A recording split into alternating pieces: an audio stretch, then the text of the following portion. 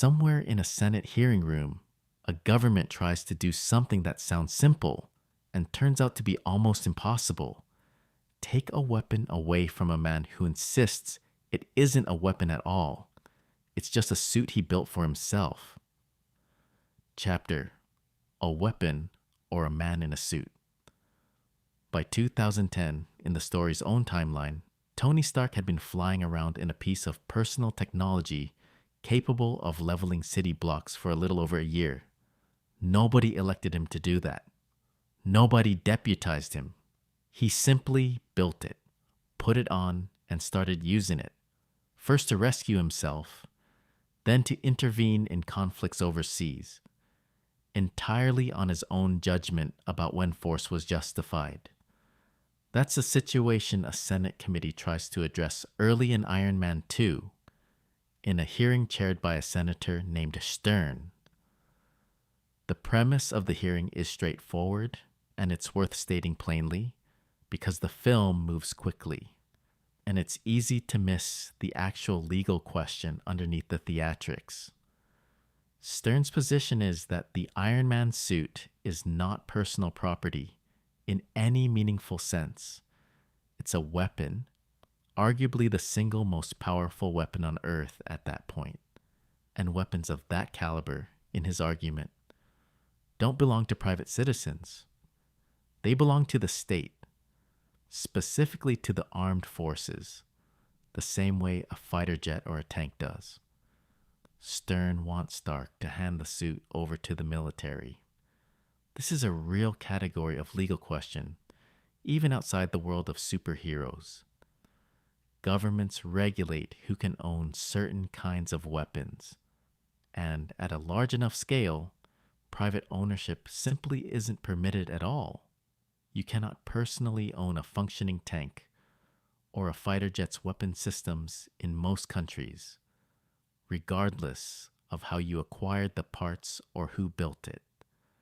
Stern's argument leans on that same logic.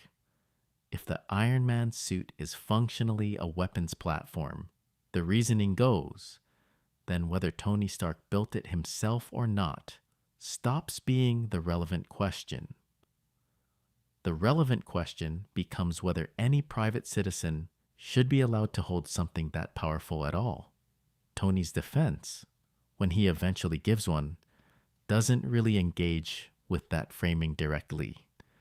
He doesn't argue that private citizens have a right to own weapons of that scale.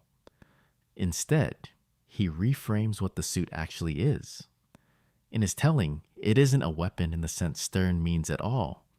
It's an extension of his own body, a suit rather than an armament, and more importantly, he argues that its existence has already made the world safer, not more dangerous.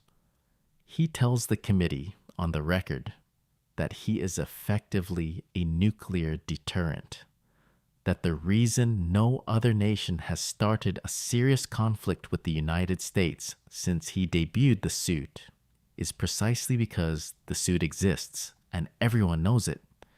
His argument is not, I have a right to keep my weapon.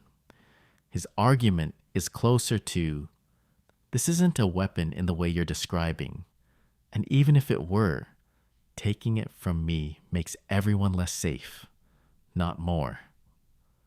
Chapter: How Tony Won the Room. The hearing doesn't stay a two-person argument for long. A defense contractor named Justin Hammer is brought in as well, specifically because Hammer claims his own company is close to producing a comparable suit, which is meant to prove Stern's underlying point, that this technology won't stay unique to Stark for long, so the government would be wise to get ahead of it, now while there's still only one supplier to negotiate with. Stark's response to that claim is the moment that actually resolves the hearing, and it's worth being precise about what he does, because it's not a legal argument at all, it's an evidentiary one. Rather than debating whether the government has the authority to compel him, Stark plays footage. he shows the committee actual attempts by other nations and other companies, including Hammer's, to reverse engineer or independently build comparable suits. And in every case shown, the attempt fails, sometimes catastrophically. The implicit argument is simple once you see the clips. Hammer is testifying that duplication is close at hand, and the footage says otherwise.